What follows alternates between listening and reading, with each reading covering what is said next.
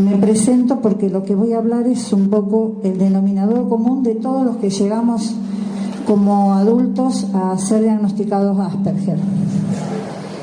No voy a tratar de hacer intersecciones con lo que ella dijo, pero pueden ponerle el nombre mío a muchas de las vivencias que ella pasó. A mí me diagnostican Asperger a través del diagnóstico que le hacen primero a Lautaro, y la sensación básicamente que tuve fue la de alivio, porque supe finalmente, como le dije una vez a alguien, cómo se llamaba el álbum que tenía, de los que tenía figuritas que eran de la tragedia griega, otras del circo romano y otras del grotesco criollo. Tuve una vida con algunos inconvenientes en la infancia y en la adolescencia, 4 surmenage, el primero a los 14 años, el último hace 4, que casi se convierte en un ACV. Así que me entretuve bastante. Mientras tanto trabajé, me casé, tuve hijos, hice varias carreras, etcétera, etcétera. Pero voy a preferir que me pregunten, por oficio, nada más, y porque no quiero apelmazarles la oreja. Si bien lo mío es la palabra, porque además de la docencia soy periodista, bueno, narradora y etcétera, no me va a gustar hablar mucho de mí como a ella. En realidad no digo que no sé para qué vine, sé para qué vine, pero no sé cómo vine, queda claro. Empezamos con esto porque me parece que va a ser más piola que se los cuente, así con gráficos. Lo que yo tengo para contarles es, sobre resiliencia. Ante todo, quiero preguntar si acá hay algún egresado de escuela técnica, y si lo hay, no, que levanten la mano, pero van a entender de qué estoy hablando. La primera expresión que apareció de resiliencia era en las escuelas técnicas, en una materia que se llamaba resistencia de los materiales. Resiliencia es la capacidad que tiene un material de fracturarse y recomponerse. Viene del latín resilium resilii, que es rebotar. El rebote no es porque puede picar como una pelota, sino porque puede recomponerse y autogenerarse. Por eso hay los chicos y las chicas que hacen en la escuela técnica, en algunas disciplinas, tienen en esa materia los distintos grados de resiliencia que tienen distintos materiales. Eso se trasladó a las personas y ya vamos a ver por qué. Empecé con una frase de uno de mis escritores preferidos. Yo me dediqué después a las letras. Y Bertolt Brecht es como que me fracturó el cráneo. Después me lo recompusieron otros autores. Él dice: no acepten lo habitual como una cosa natural, pues en tiempos de confusión organizada, de arbitrariedad consciente, de humanidad deshumanizada, nada debe ser natural, nada debe ser imposible de cambiar. Dicho poéticamente, sería una primera manera de acercarnos a qué es la resiliencia, qué son las personalidades resilientes, qué son las familias resilientes y qué es la resiliencia social. Esos son los aspectos. Yo nada más voy a tratar de tener un primer abordaje. Por lo que intuyo acá y por algunas caras que conozco, hay muchos profesionales que incluso me podrían aportar información académica a mí. Yo intento hablar desde mi propia historia como resiliente, porque salir de 4 surmenage, haberme casado desde hace 20 años, el poder mantener con cierta coherencia y, como dijo antes Silvia, con mucho esfuerzo mental, una vida lo más parecida a una vida, con más o menos épocas tóxicas, no fue fácil. Créanme, no me es fácil estar acá. Entonces, ¿qué es la resiliencia? A través de un caso práctico. Por eso puse como uno de los títulos lo oculto en cada uno de nosotros. Y acá hago una aclaración: todos somos resilientes. No es el eslogan de alguna campaña, porque todos nos vivimos adaptando, todos nos vivimos componiendo y recomponiendo. Los papás que formaron hace 10 años la asociación, y no está nada acordado, por eso no lo puse en la presentación que conoció Rodolfo, son un ejemplo de resiliencia familiar. No salieron corriendo, no se agarraron la cabeza y dijeron, ¿ahora qué hago? Como si lo ilustra mucha bibliografía que hay sobre Asperger, que toman al Asperger como socorro, tengo un Asperger en mi casa. Estrategias para no fracasar con él. ¿No? Prácticamente son así. Hay un libro de Brenda Smith, que tal vez lo conozcan, se llama Estrategias que funcionan. Tome el tiempo a Asperger, mire por dónde va, observe los rituales y cuándo vive. Entonces, seguimos. Lo primero que quiero dejar aclarado, por lo que yo puedo percibir en mi historia y por lo que fui de alguna manera incorporando como información, que no es ser resiliente. No es coraje solamente, no responde el animate y podés, tipo de revista para ti. Animate a decir eso que nunca supiste decir y hacelo ahora. Fortaleza es reacia a la dureza. Alguien dijo una vez que hay que vivir endureciéndose sin perder la ternura. Y es así, porque si nos rememoramos a de dónde viene el término, la resiliencia, ningún material que se quiebra totalmente, se pulveriza, se puede recomponer. Tiene que ver más con la plasticidad. Y el optimismo es algo más que la buena onda. La resiliencia derrota a la dictadura de la vulnerabilidad. Todos los que tienen hijos e hijas o conocidos Asperger o trabajan con el tema habrán visto que hay mucha bibliografía que toma a la cuestión con paternalismo. Los que tienen ese plus de paciencia de haberme leído en alguno de los foros donde participo, habrán visto que yo soy como una combatiente de la dictadura de la lupa, ¿no? Y era el paternalismo que clasifica, que cosifica a las personas. Entonces, me pareció que era muy importante destacar esto porque la resiliencia viene a poner claro sobre oscuro a un cúmulo de actitudes, de pautas de conducta que se tienen habitualmente cuando hay alguien que es distinto a mí. Los modelos sociales intentan, desde su esencialidad, clasificar para poder tener un cierto orden y funcionamiento. Cuando algo escapa de esa, sean personas, sean organizaciones, sean temáticas, que escapa de ese orden, que aparece la idea de lo raro en el entorno, aparecen conductas de, bueno, vení, yo te acompaño, bueno, ¿qué hacemos contigo? Cuando a veces los papás decimos, ¿qué hago con vos? Pero cuando esto se sistematiza como práctica social, llega a ser pernicioso. Y el que hace contigo, el otro lo escucha como, no te aguanto. Y tengo que disfrazarlo de alguna forma. Seguimos, por favor. Acá hay una definición académica que la vamos a leer, cualquier cosa después hablamos. Dice, la resiliencia es la capacidad de una persona, de un sistema social, de vivir bien y desarrollarse positivamente a pesar de condiciones de vida difíciles y esto de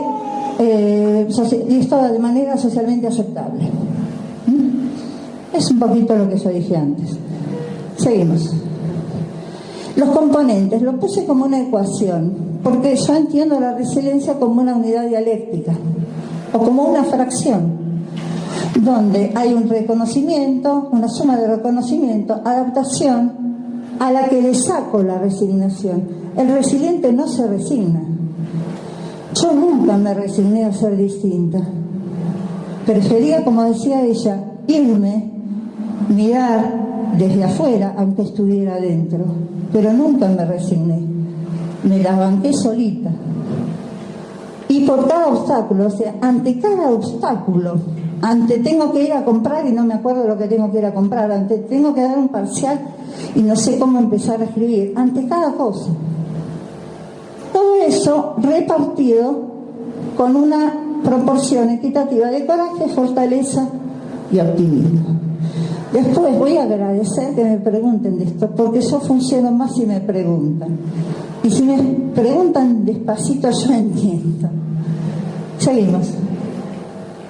Los factores que lo componen son esa unidad: la resistencia ante la destrucción y la capacidad de construcción, básicamente. Seguimos. Los pilares: a través del soy, del puedo y del estoy, el análisis de situación que hacemos, y en los Asperger, esto después lo vamos a ver, esto es norma. Ella dijo algo antes muy cierto: nosotros pensamos lo que decimos, no decimos lo que pensamos. La ecuación se invierte: pensamos, pensamos, pensamos, y a veces decimos, a veces no. Entonces, en los pilares, como si fuera una construcción intelectual, si lo quieren llamar, hay introspección, una actitud de ver para adentro, un sentido de independencia, la iniciativa, eso que dije, no resignarme. Iniciativa viene de inicial, de empezar. El humor, desdramatizar, es nuestra forma de presentarnos ante los demás. Lo que otros dicen, ay, qué osada, qué rayada, que... Yo he tenido grandes papelones elegantes en mi vida. No los voy a contar porque acá tengo personas de mi familia que prefiero. Creatividad, desde ingenios caseros, domésticos, hasta cómo hacer para evitar presentarme en una reunión de padres y aportar algo. Y ética.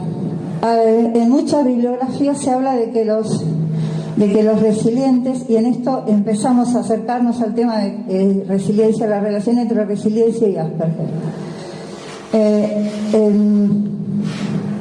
La capacidad que tiene, la diferencia que hay entre un self-made, el modelo americano de los 60 y de los 70, post-Plan Marshall, de hazlo tú, anímate, cambia y que vengan los que quieran seguirme.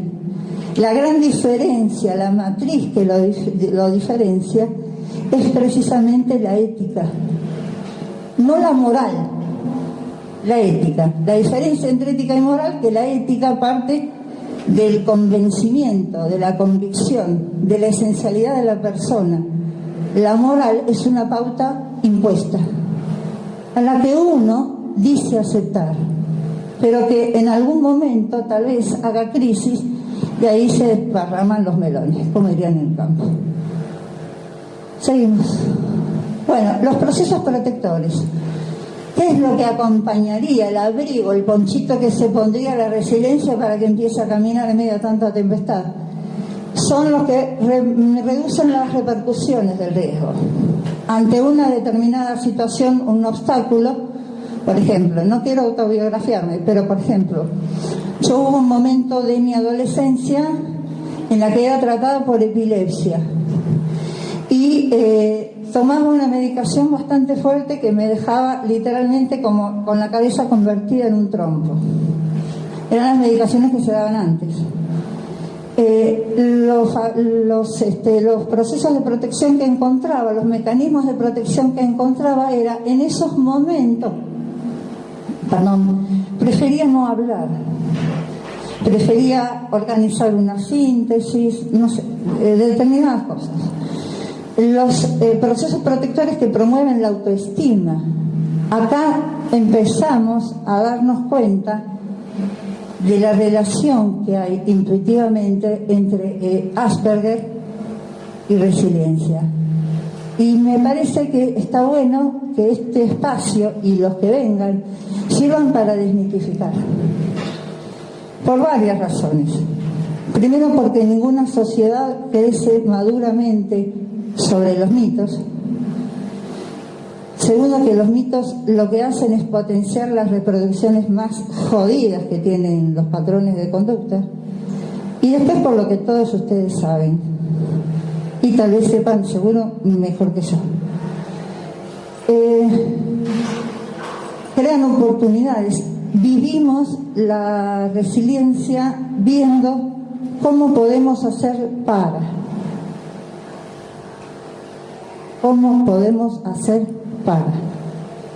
y disminuyen la susceptibilidad o los estresores. El hecho de desdramatizar, que no es como muchos dicen, a vos todo te resbala, todo te da lo mismo, te haces el superado. El resiliente no se hace el superado. El resiliente sabe que uno siempre está empezando, que el crecimiento es empezar permanentemente y es hacer de la sorpresa un factor común en la vida, un componente común, que no me tiene que hacer pensar que voy a fracasar porque aparezca un imponderable. Si no, no digo disfrutar, porque entonces ya estaríamos diciendo caminemos todos por la cornisa, nos encontramos en el obelisco en el último piso. Y acá los cimientos, la desobediencia civil. Yo tengo una historia, en lo particular, de cierto trabajo social, político, en organismos de distinta índole. El concepto de desobediencia civil lo tomé prestado porque me parece que el resiliente es alguien que arranca por el yo no acepto que esto sea así, no lo acepto, acepto mis condiciones que no me condicionan, no me limitan, sino que me incitan. Cuando logramos hacer ese cambio, ese pasaje, que en muchos casos lo hacemos solitos, como lo hice yo, cuando de golpe me encontré en la calle en un estado que era lo más parecido a un colapso, sin saber qué hacer y pasando 4 veces por el mismo lugar, empezamos a hacer pequeñas crisis que tienen que ver con la toma de conciencia. Un minutito. La desobediencia civil, esto es decir, no acepto que esto sea así, y sostener eso. No son hechos aislados. Ninguna conducta es un hecho aislado, sino que es un sistema de pequeñas conductas que tienen un denominador común, que llevan a un estado, a un proceso. Organización, en esto los Asperger aportamos mucho. Si yo no me resigno, tengo que saber por qué no me resigno. ¿Cómo voy a manifestar esa no resignación? Y organizar en mi cabeza distintas conductas. Y la última, tomada, se la presté a un tal Aristóteles, se la pedí prestada, de las virtudes que él sostiene como virtudes cardinales, la templanza. No es saber que voy a salir como un gladiador, ahí andar venciendo dificultades, pero sí que en cualquier momento van a aparecer y que las tengo que convertir en algo que todavía no dije, que es en desafío, en oportunidad de crecimiento. Por eso dije también antes que es algo más que el optimismo, porque el optimismo es, bueno, está bien, dale, te estás a ver el fin de semana, se te rompió el auto, no importa, mañana es sábado, sí, pero yo mañana lo tengo que arreglar, pero no importa, ¿no? No es la inconsciencia en el sentido filosófico de la palabra. Seguimos. Acá hay un entramado de cosas que después y las que quieran lo podemos charlar intergalácticamente a través de internet. Es cómo estructuramos, cómo se sistematiza la resiliencia en un entorno social. Se está hablando desde distintos lugares, desde distintas disciplinas, el tema de la resiliencia social y partiendo de modelos de conducta escolar, que favorezcan, que promuevan la resiliencia y que también, de alguna manera, en la familia se promueva la resiliencia. Tal vez esto sea una de las cosas más piolas para trabajar desde la asociación, que es cómo promovemos la resiliencia en un contexto que cambió a partir de una noticia o de un dato. ¿Sí? Ahora seguimos. Y acá hice como una síntesis. Yo soy una gran provocadora por profesión, entonces puse todas pautas y con esto ya casi empiezo a terminar, valga la paradoja, como para que después me pregunten. La resiliencia yo la tomo como una vencedora del ejército de la lupa y la etiqueta, de las malas integracionistas que, para tapar sus propios agujeros deficientes de compromiso, de pensamiento crítico, de reflexión, disimulan todo eso con el vení que yo te sumo. Yo soy más partidaria de hablar, esto lo digo como tangencialmente, desde mi filosofía resiliente, como de inclusión, ¿sí? La inclusión tiene que ver con el reconocer la diferencia del otro y aceptarla, no tratar de cambiarla, porque nosotros, sepan, no los queremos cambiar a ustedes, entonces ustedes ni lo intenten. Como matriz de pleno ejercicio del derecho a la neurodiversidad, y acá aparece el protagonista que hasta ese momento parecía hablando en off. Yo, una de las presentaciones que tuve acá en la asociación, de las grandes discusiones que tuve, fue y después supe, alguien me dijo, esto es por la resiliencia que uno va desarrollando. Yo tengo derecho a ser distinto, ustedes tienen derecho a ser como son, nosotros tenemos derecho a ser distintos. ¿Por qué cambiarnos? Ustedes podrían aprender muchísimas cosas desde nuestro mundo chiquito, chico de 4, como le diagnosticaron a mi hijo, mundo de alguien que llega a la secundaria con un lío en el marulo porque rebotaban todas las escuelas y llega a la secundaria no sabiendo ni siquiera cómo abrir la puerta y decir buen día a un montón de monos que lo miran diciendo mundos. Podemos ensamblar aprendizajes en todo caso. Y el hecho de vivir de forma distinta. Pensamos, sentimos y actuamos. Por lo tanto, vivimos de un modo distinto. No para que nos miren, sino para que vayan codo a codo, en paralela, no en perpendicular.